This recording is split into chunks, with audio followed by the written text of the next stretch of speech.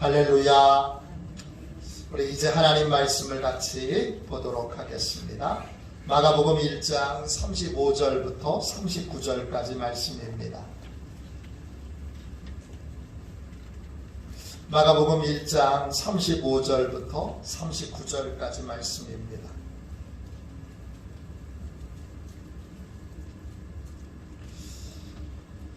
신약성경 제54쪽 되겠습니다.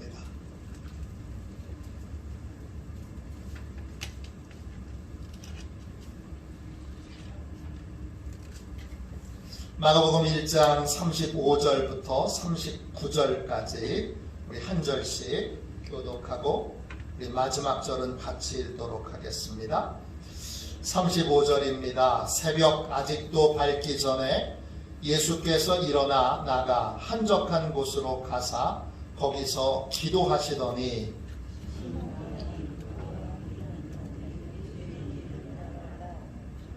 만나서 이르되 모든 사람이 주를 찾나이다.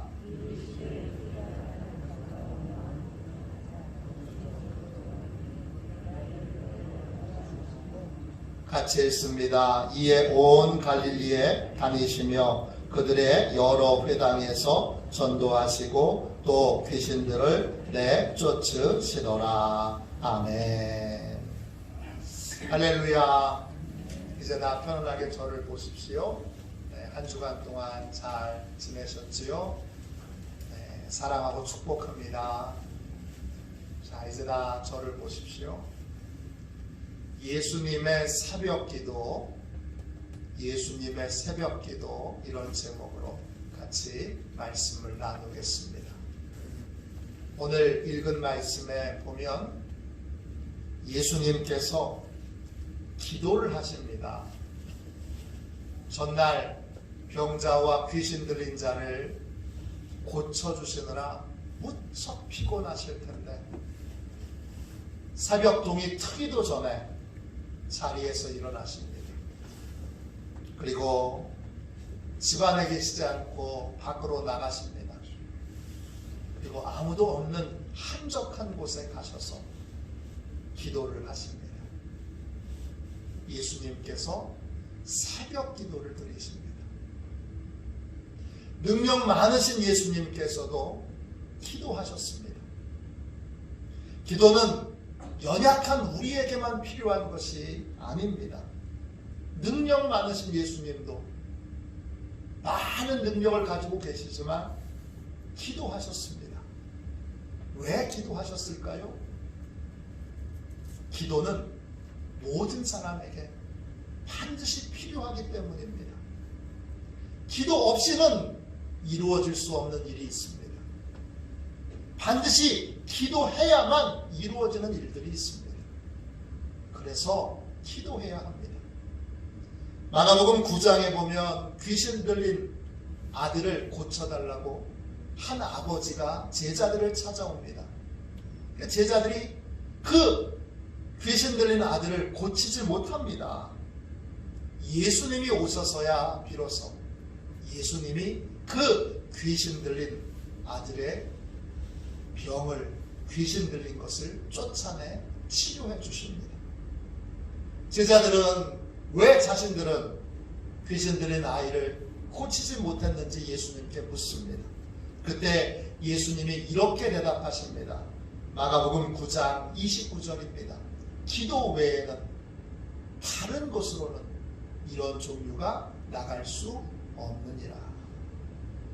기도해야 가능한 일이 있습니다. 기도하지 않으면 이루어지지 않는 일들이 있습니다. 예수님의 친동생 야고보는 기도하는 사람이었습니다. 유세비우스의 교회사에 보면 야고보를 이렇게 설명합니다. 그는 홀로 성전에 들어가 무릎을 꿇고 모든 인간을 용서해달라고 하나님께 간절히 기도했다. 야고보의 무릎은 낙타의 무릎처럼 딱딱해졌다. 사람들이 그를 의인 또는 오블리아스라고 불렀는데 오블리아스는 인간의 방파제이며 의로움이라는 뜻이다. 낙타 무릎이라고 하는 별명을 가진 주의 형제 야고보는 야고보서를 썼습니다. 야고보서는 예수님의 제자인 야고보가 쓴 것이 아니라 예수님의 친동생인 또 다른 야고보가 쓴 것입니다. 그는 야고보서에서 기도의 중요성을 이렇게 설명합니다. 야고보서 4장 4절입니다. 너희는 욕심을 내어도 얻지 못하여 살인하며 시기하여도 능히 취하지 못함으로 다투고 싸우는도다. 너희가 얻지 못함은 구하지 아니하기 때문이요. 소망을 온전히 이룰 수 있는 길은 오직 기도뿐입니다. 욕심을 내도 살인을 저질러도 시기해도 다투어도 싸워도 소망을 온전히 이룰 수 없습니다. 소망을 온전히 이룰 수 있는 유일한 길은 오직 하나, 기도뿐입니다. 그런 의미에서 우리는 예수님께 기도를 배워야 합니다. 예수님은 우리의 기도의 스승이십니다. 우리는 예수님께 왜 기도해야 하는지를 배워야 합니다. 또 언제 어떻게 기도해야 되는지를 배워야 합니다. 또 무엇을 기도해야 하는지도 배워야 합니다. 오늘은 예수님의 새벽 기도를 통해 예수님께 왜 기도해야 하는지, 왜 기도해야 하는지를 함께 배우도록 하겠습니다. 기도란 무엇입니까? 기도란 말은 헬라어로 프로슈초마이입니다. 이 말은 두 개의 단어로 이루어진 말입니다. 프로스와 유초마이입니다. 프로스는 교환하다라는 뜻이고 유초마이는 소원을 말하다 이런 뜻입니다. 기도란 소원을 교환하는 것입니다. 잘 들으십시오. 기도는 일방적으로 내 소원을 주님께 떼쓰는 것이 아닙니다. 주님, 내 소원 좀 들어주세요. 이게 기도가 아닙니다. 기도란 하나님과 내가 소원을 교환하는 것입니다. 내가 하나님의 뜻을 받아들여야 합니다. 그래야 하나님도 내 소원을 들으십니다. 내가 하나님의 뜻을 받아들이는 것을 우리가 순종이라고 부릅니다. 하나님께서 내 소원을 들어주시는 것을 우리가 응답이라고 부릅니다. 기도에는 순종과 응답이 함께 있습니다. 나는 하나님의 뜻을 아무것도 따르지 않으려고 하는데,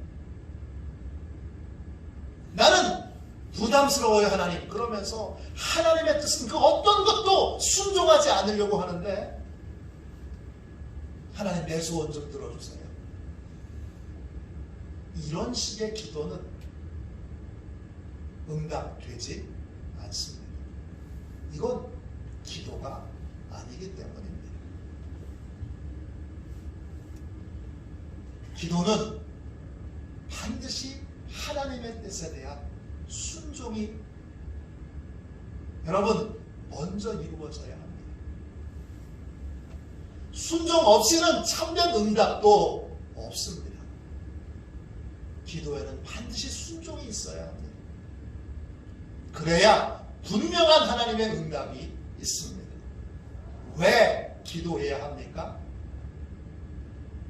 기도를 해야 되는 이유가 뭡니까? 첫 번째, 하나님의 뜻을 알기 위해 우리는 기도해야 합니다. 내가 왜 기도해야 하는가? 가장 큰 이유는 하나님의 뜻, 하나님의 계획을 알기 위해서입니다. 하나님이 지금 나한테 정말 바라시는 것이 무엇인지, 하나님이 정말 나한테 원하시는 것이 무엇인지 알기 위해서 우리는 기도해야 합니다. 예수님께서도 하나님의 뜻을 알기 위하여 기도하셨습니다. 오늘 말씀 36절 3부터 38절까지 말씀을 보십시오. 36절입니다. 시몬과 및 그와 함께 있는 자들이 예수의 뒤를 따라가 만나서 이르되 모든 사람이 주를 찾나이다. 이르시되 우리가 다른 가까운 마을들로 가자. 거기서도 전도하리니 내가 이를 위하여 왔노라 하시고, 예수님께서 기도하시는 자리로 베드로와 사람들이 찾아왔습니다. 36절에 보면 우리 개정개혁판 성경으로 보면 뒤를 따라가 이렇게 되어 있어서 베드로가 예수님의 뒤를 비행했나? 이렇게 생각이 들기도 하지만 이 본문의 내용은 그런 의미가 아닙니다. 베드로가 다음날 아침에 일어나 보니까 예수님이 집안에 안 계셨습니다.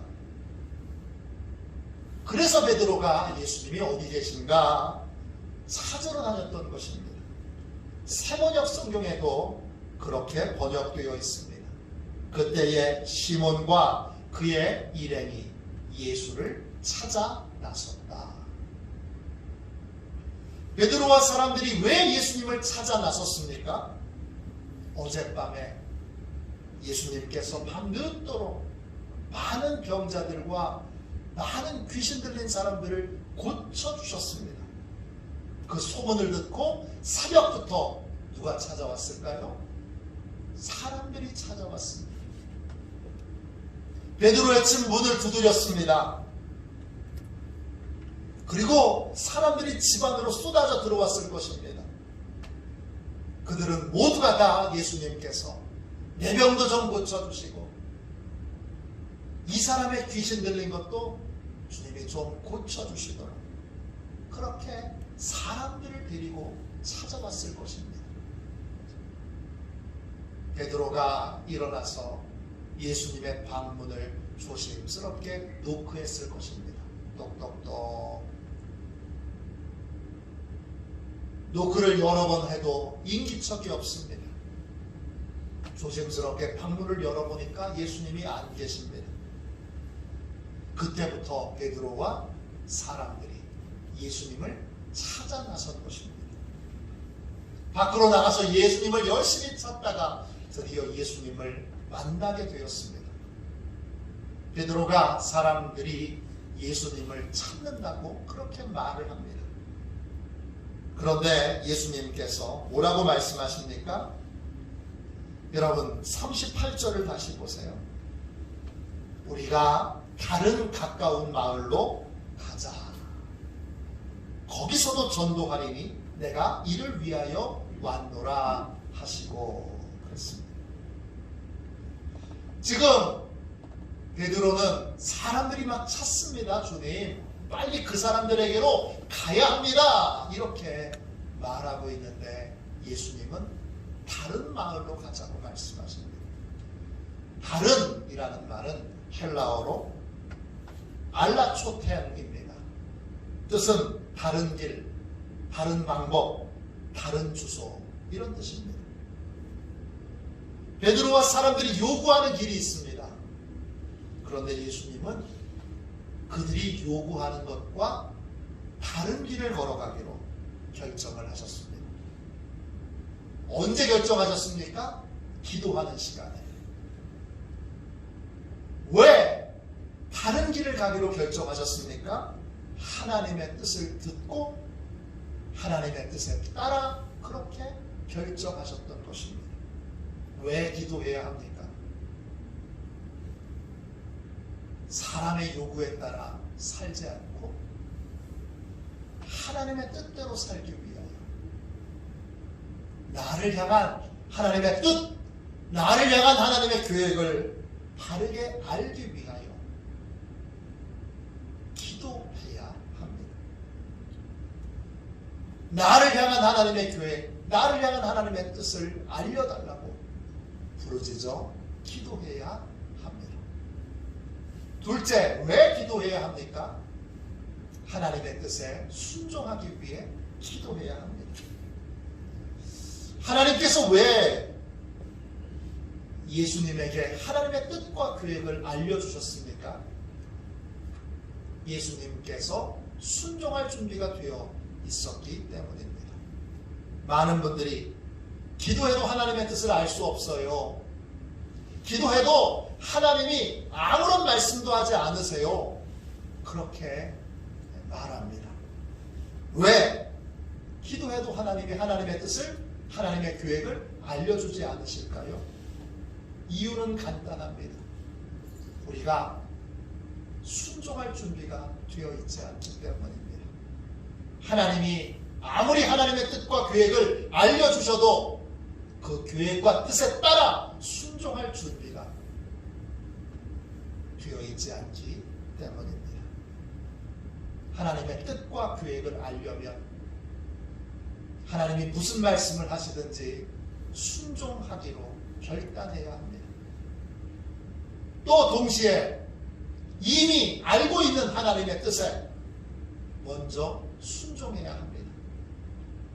이미 알고 있는 것도 순종하지 않는데 다른 걸 알려달라고 하나님께 기도하면 하나님이 이렇게 말씀하실 것입니다.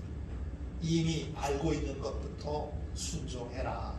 그러면 다른 것도 알려줄 것이다.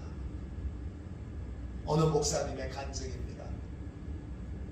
중학교 2학년 때 깡패 같은 동급생에게 친구들 앞에서 두들겨 맞았습니다. 아픈 것도 아픈 건데 친구들 앞에 수치심을 느낀 것이 훨씬 더 아팠습니다. 저놈을 내가 복수해야지. 그리고 기습적으로 그 깡패 같은 친구를 공격할 것을 마음에 탁 묻고 마음을 탁 먹고 그리고 계획을 철저히 세웠습니다. 그날 저녁 할머니와 대화를 나누다가 그 깡패 같은 친구를 공격할 이야기를 할머니에게 털어놓게 됐습니다. 믿음의 사람이었던 할머니는 무려 1시간이 넘게 지루한 설교를 하셨습니다.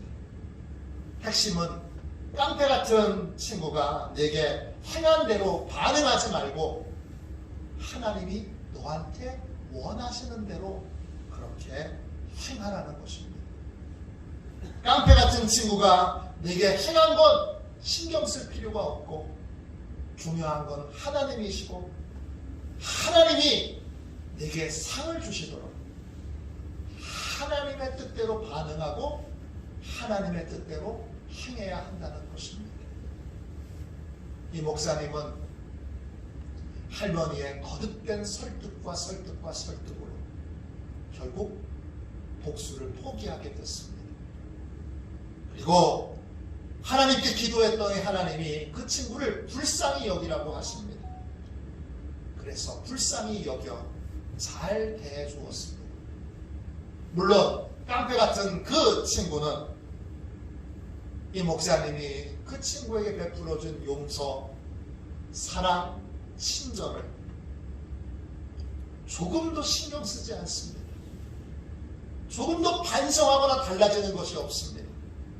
그런데 놀라운 건 이 목사님에게 그 일을 계기로 하나님이 놀라운 은혜와 복을 계속 부어주셨다는 사실입니다. 상처에 반응하지 않고 하나님의 뜻에 순종했기 때문에 하나님이 복을 주신 것입니다. 왜 기도해야 합니까? 하나님의 뜻에 순종하기 위해서 기도해야 합니다. 순종할 수 있는 믿음, 순종할 수 있는 은혜를 주시도록 부르짖어 기도해야 합니다. 순종이 하나님의 은혜를 입는 길이고 하나님의 도움을 받는 길이기 때문입니다. 셋째, 왜 기도해야 합니까? 하나님의 도움을 받기 위해서입니다. 기도는 서로의 소원을 교환하는 것입니다.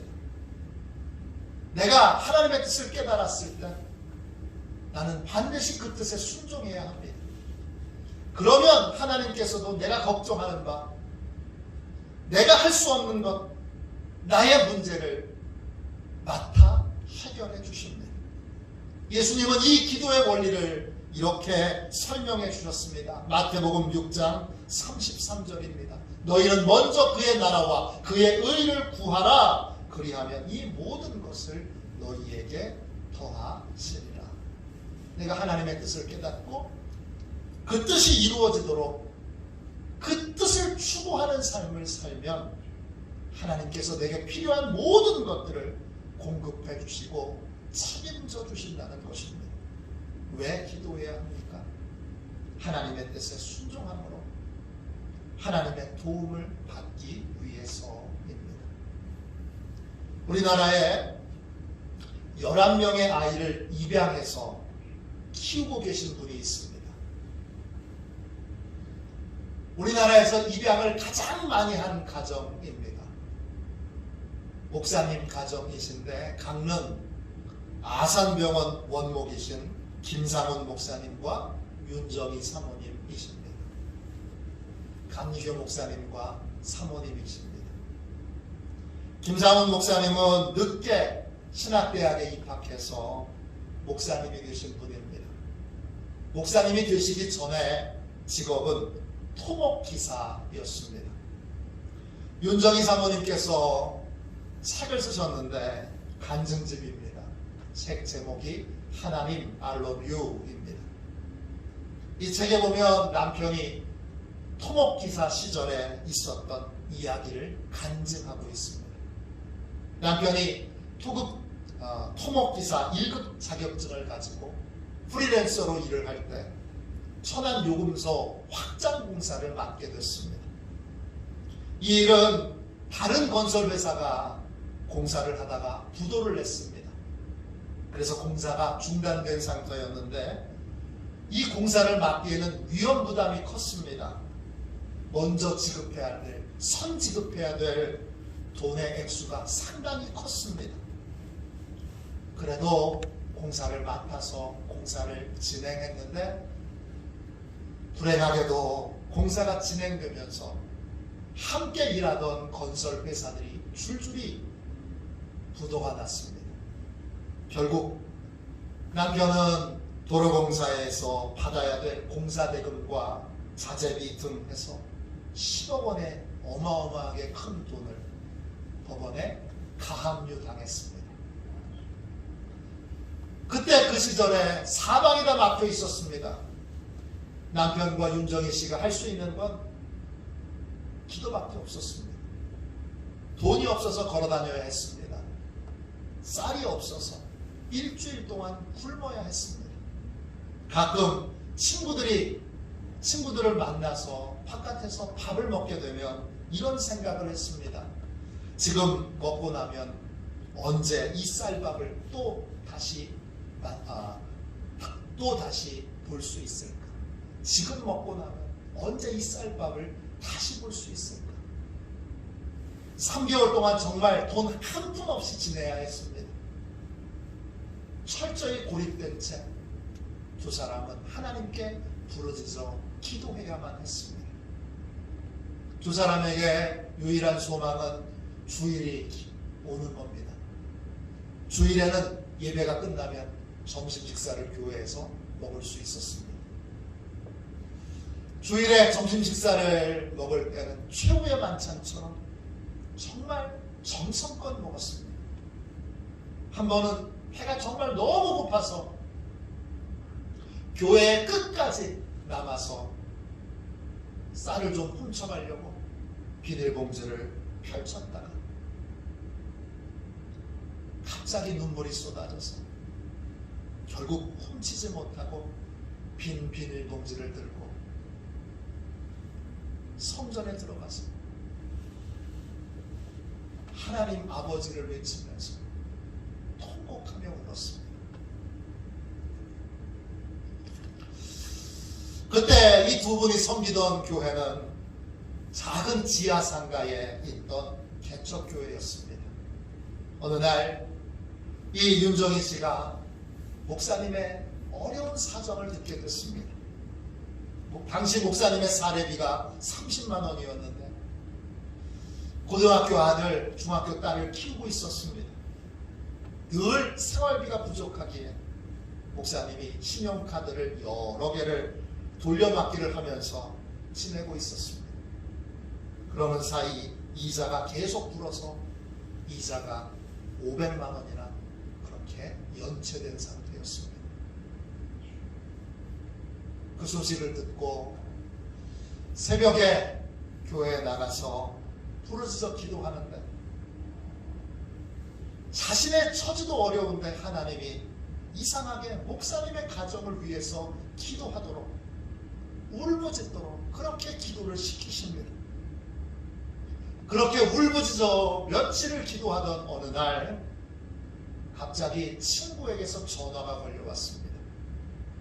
3년 전에 300만 원을 빌려간 그리고 연락이 두절되어 있던 친구였습니다. 내용은 빌린 돈을 갚겠다는 것입니다. 기도하니까 부르짖으니까 갑자기 돈 300만 원이 생겼습니다. 야, 이 돈으로 무엇부터 할까? 쌀부터 살까? 남편에게 한 200만 원 먼저 보내줄까? 이런저런 생각을 하고 있는데 하나님이 이런 감동을 주십니다. 그 돈 목사님께 드려라. 예상치 못한 하나님의 말씀이었습니다. 자신이 얼마나 힘든지 하나님이 다 아실 텐데 어떻게 그렇게 말씀하실 수 있는지 야속한 마음이 들었습니다.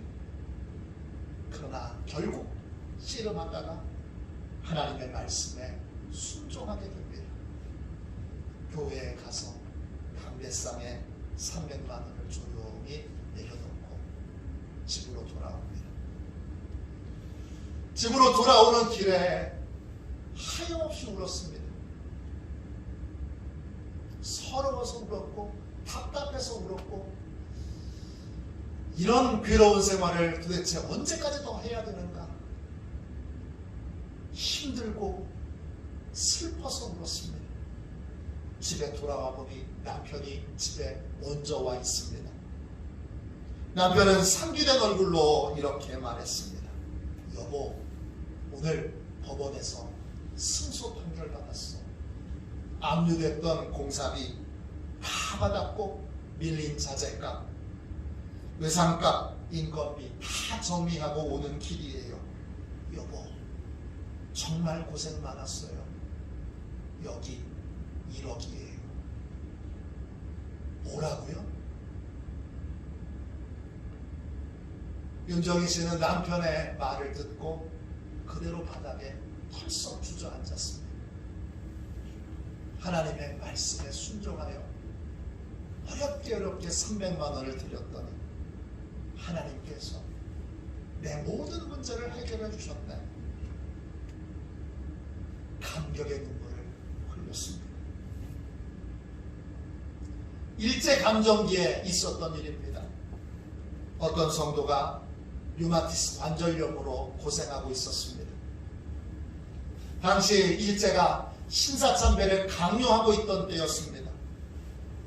신사참배를 반대하면 반드시 감옥에 가야 합니다.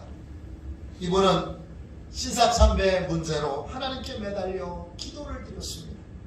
하나님, 저는 신사참배가 우상임을 잘 압니다. 그런데 제가 신사참배를 반대한다고 하면 그러면 저는 감옥에 가야 합니다. 제가 감옥에 가면 아픈 제가, 관절이 쑤시고 아픈 제가 이 추운 겨울을 어떻게 나겠습니까? 하나님, 어떻게 해야 되는지 알려주십시오. 하나님, 저 좀 도와주십시오. 이분은 하나님께 부르짖어 간절히 기도하다가 결국 죽으면 죽으리라. 그리고 신사참배 반대 투쟁을 벌이다가 감옥에 들어가게 됩니다. 그런데 감옥에서 놀라운 하나님의 기적을 경험하게 됩니다. 감옥에 들어간 후에 더 이상 관절이 아프지 않습니다. 하나님이 그렇게 걱정하던 류마티스를 감옥에서 기적적으로 치료해 주신 것입니다. 왜 기도해야 합니까? 하나님의 뜻에 순종함으로 하나님께 도움을 받기 위해서입니다. 내가 기도로 하나님의 뜻을 깨닫고 그 뜻에 순종하면 하나님께서 내 걱정, 내 문제를 해결해 주십니다. 우리는 하나님이 말씀하시는 것에는 하나도 순종하지 않으면서 하나님, 내 문제부터 해결해 주세요. 내 고통부터 해결해 주세요. 내 괴로움부터 해결해 주세요. 이렇게 기도합니다. 그러나 예수님이 가르쳐 주신 기도는 순서를 바꿔야 합니다. 내가 먼저 하나님의 뜻과 계획을 듣고 그 뜻에 순종해야 합니다.